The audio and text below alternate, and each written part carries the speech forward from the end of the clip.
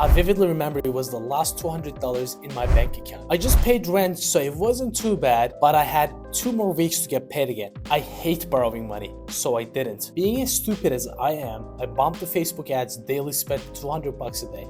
So the good thing about this is Facebook do not charge everything, so you can arrange how you get billed on Facebook ads. I made 2 course sales that week, and the course price was $97. And keep in mind, I'm spending $200 every single day. So at the end of these 2 weeks, I was at minus $1,000. Don't ask me how I got through those 2 weeks. It was a lot of baked beans and loaf bread. My problem was I was promoting just another digital marketing course. And you can find those digital marketing courses half the price on Udemy or Skillshare. Regardless, you come up with the best marketing funnel, best webinar funnel, or the best upsell sequence, you will be chasing your tail on Facebook ads. Even though the product was exceptional, nothing was special. The product wasn't unique. There was millions of digital marketing courses on the planet, and the positioning wasn't unique. I was just selling just another digital marketing course. So that was a waking up moment for me. But you might be saying, Jim, True Classics, for instance, they don't have anything unique. They're just selling t-shirts.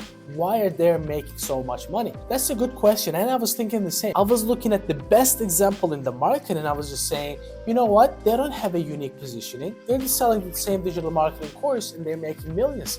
And I was looking at another brand. I was saying, they're not doing anything unique, but they're best in the market. They're making millions of dollars. But the fact I was ignoring was they had a huge audience. So even though the product is mediocre, they had a huge audience to promote that course without even spending $1 on Facebook ads. So if you want to make money and sell a product via Facebook ads, you have to have a good positioning or an extremely unique product. Looking at True Classics, you were right. They didn't have a unique product, but they have a great positioning. What they did was they changed how they positioned that regular t-shirt on the market. They said, you know what, this is not just another t-shirt, this is uniquely designed for dead butts, for people who have bellies but big arms, so that is gonna make you look more jacked. So that changed the market.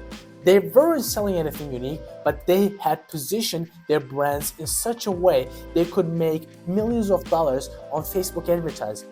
And their main channel of growth is Facebook advertising. Their secondary channel is YouTube ads, which is Google ads, of course. And Google search ads could be one. But I bet they're not making the most money with Google search ads. So when you're picking a niche or a product, you have to look at brands that are growing with Facebook advertising. Otherwise, you will look at the examples like I did and looked at the top digital marketing products coming from HubSpot's digital marketing course, for instance, or Neil Patel's digital marketing course like I did. I was saying, look, I had more materials, more hours, I was answering questions via text messages, but I wasn't profitable. The problem was I was comparing myself to courses where they got the customers not because of Google ads, not because of Facebook advertising, because they had a huge audience. So you have to look at those products and brands like Lumen, like True Classics. When you want to push your product on advertisement, if you don't have a huge audience and millions of YouTube subscribers that you can create a product and sell like crazy, like Feastable, just like Mr. Beast did, is it a unique product? No. Does it have an amazing positioning? Not at all. He has a huge subscriber base. He said, this is my product, guys. Even 1% bought the product every single month. He's just gonna make amazing profits. That's the name of the game, unfortunately. If you do not have huge follower base, huge subscriber base, you have to look at brands that are growing with ads. And those ones are doing that with a positioning or a unique product. Look at Lumen, for instance. It is a great positioning, a skincare for men. They promoted that with a subscriber service. And True Classics is my favorite. It is a basic Kmart t-shirt. Go to Kmart, get it for $8. They're selling it for $60. If they just put it as a t-shirt, yeah, this is just an amazing t-shirt, blah, blah, blah. Nobody's gonna buy that. The positioning has to be really, really good. They position that t-shirt in a way that they're serving that t-shirt to a unique niche. They're not just saying, this is amazing t-shirt for XYZ. They're solving a problem. For guys who have dad butts, which is a majority of the population. You think everybody's walking around with six packs? No, not everybody is walking around with, maybe 1% is walking around with a six pack, and 90% maybe walking around with a dead butt, right? And some people, let's say 20% of them hits the gym, and those 20% have big arms or maybe a little bit of a big chest but have a huge belly, and most of the guys who like drinking are in this case, right?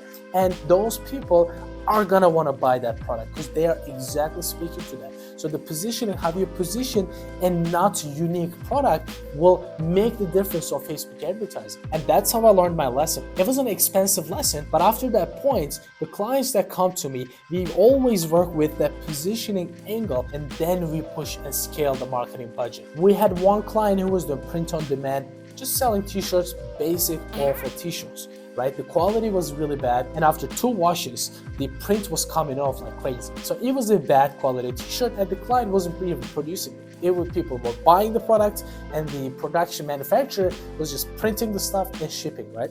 And the client was already profitable because the idea was great, but it wasn't printing money.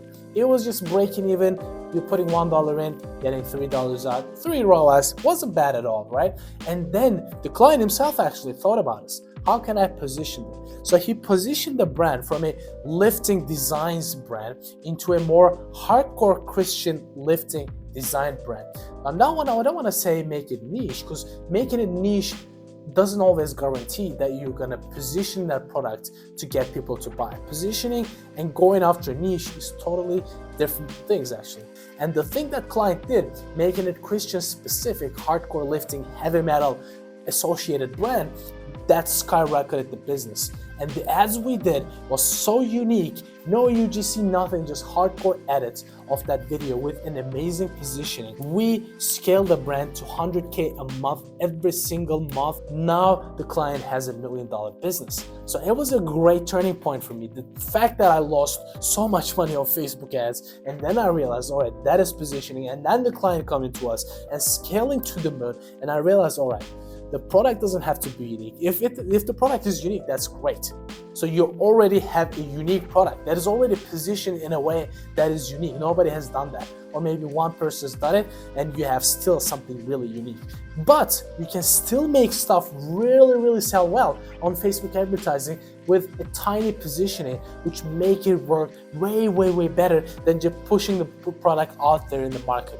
All right, hope this was helpful for you guys. Don't forget to subscribe, and I will see you again later.